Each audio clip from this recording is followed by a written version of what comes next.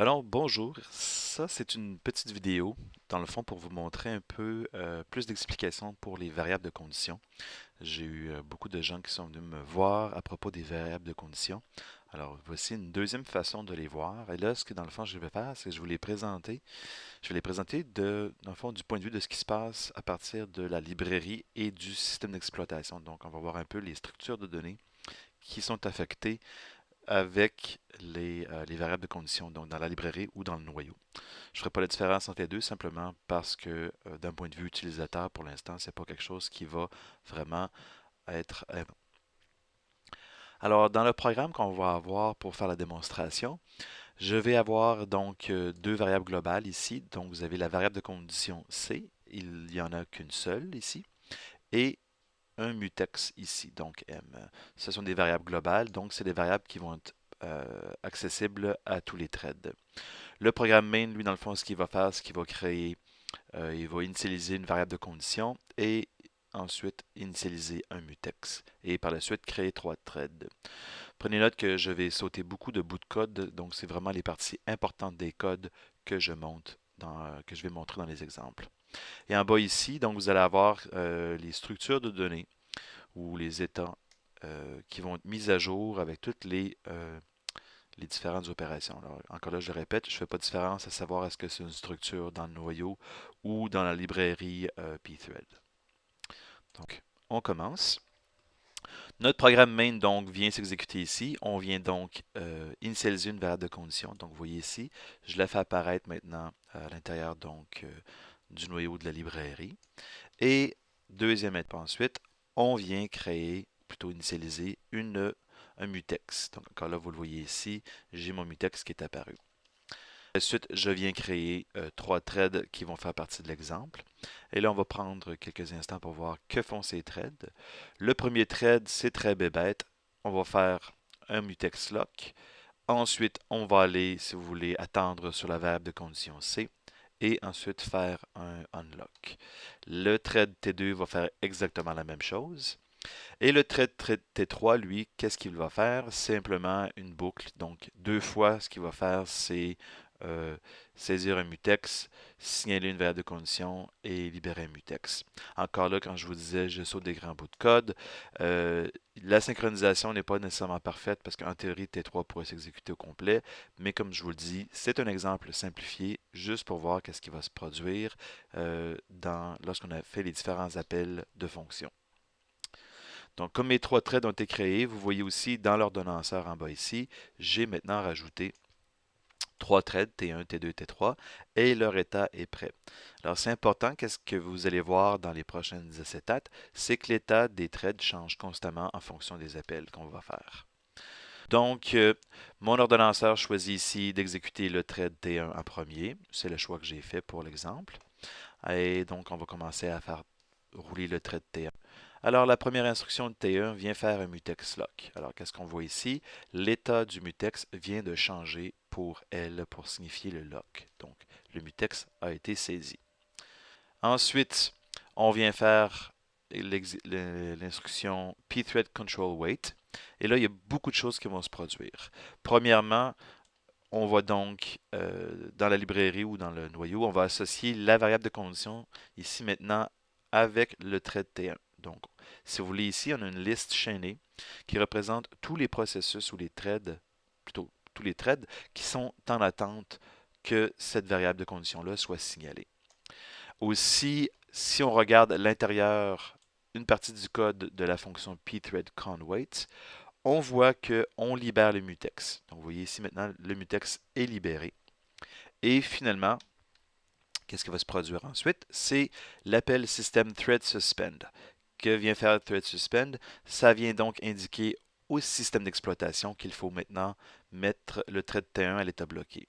Donc, à partir de ce moment-là, le thread T1 ne sera plus exécuté. Donc, quand on dit on va aller faire dormir ou bloquer un thread, c'est ce qui arrive ici. On indique à l'ordonnanceur, le thread T1 ne doit plus être exécuté à partir de ce moment-ci.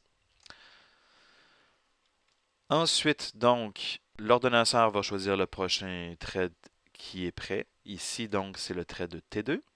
Le thread T2, bon, exécute la même chose que T1 a fait, va donc commencer par saisir le mutex. Donc, vous voyez l'état changé ici à L. Et ensuite, ligne suivante, on vient faire un pthread condition wait. Alors là, vous voyez ici l'importance d'avoir cette liste chaînée-là. On vient donc rajouter maintenant le thread T2 qui attend après la variable de condition. Aussi, le mutex a été libéré et le thread a été placé à l'état bloqué. Donc, T2 maintenant est aussi bloqué. Donc, vous voyez comment, encore là, on arrête l'exécution d'un thread à l'aide des variables de condition. Maintenant, le seul thread qui est encore disponible à exécuter, c'est le thread T3.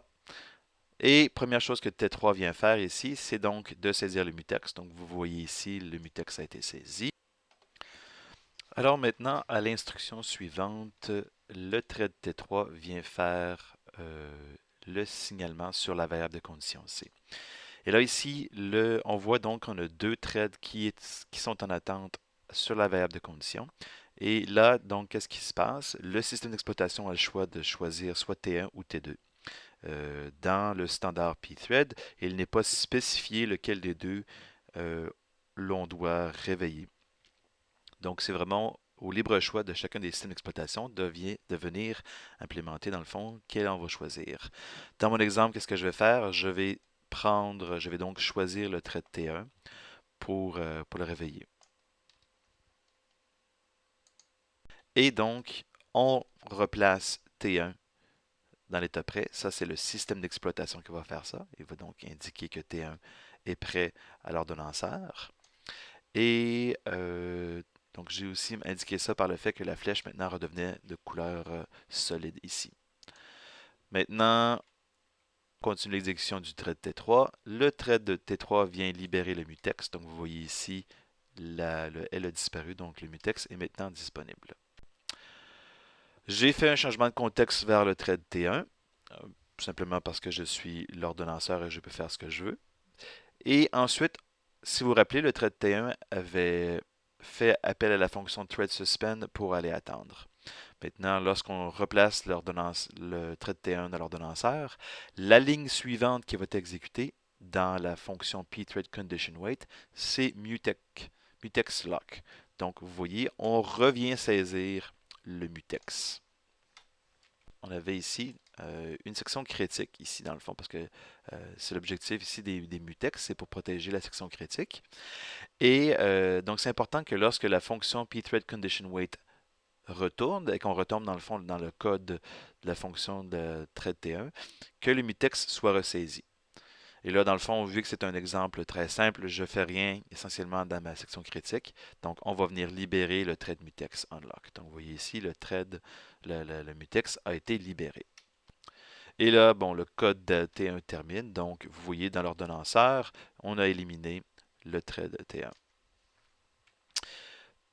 Donc, ensuite, le seul autre thread qui est disponible à exécuter, c'est le thread T3. Donc, l'ordonnanceur le choisit.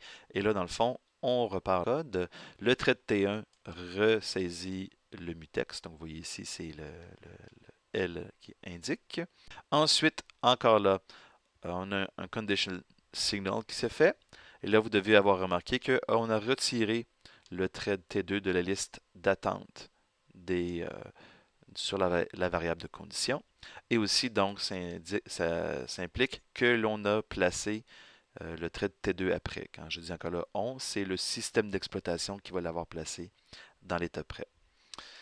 Et ensuite, donc, encore là, pour un peu mieux expliquer les choses, en tant qu'ordonnanceur, je décide de faire un changement de contexte vers T2. Et là, qu'est-ce qui se passe? C'est important de voir que le mutex en ce moment est saisi par le thread T3. Donc, encore là, on retourne dans l'extrait de code de pthread condition wait. Et on a donc la fonction ici qui essaie de saisir le mutex. Comme le mutex est déjà occupé, qu'est-ce qui va se produire? Dans le fond, le système d'exploitation va venir placer le thread T2 dans une liste chaînée d'attente sur le mutex. Et vous voyez aussi dans l'ordonnanceur, on a placé le thread comme étant bloqué. Donc, on retourne immédiatement vers T3 puisque T2 est bloqué. Et donc, T3 continue à s'exécuter. T3 fait mutex unlock ici. Et qu'est-ce que ça vient faire? Ça vient donc signaler, ça vient indiquer au système d'exploitation qu'il faut donc réactiver un des threads qui est en attente sur le mutex. Donc, vous voyez ici, l'état a changé après pour le thread T2. Ensuite, le thread T3 se termine. Le thread T1 va donc, T2 va donc reprendre l'exécution. On reprend l'exécution exactement ici où le thread, dans le fond, fait un lock. Cette fois-ci, le lock réussit et donc le code peut donc continuer à s'exécuter. Et après ça, on fait un lock et le thread T2 se termine.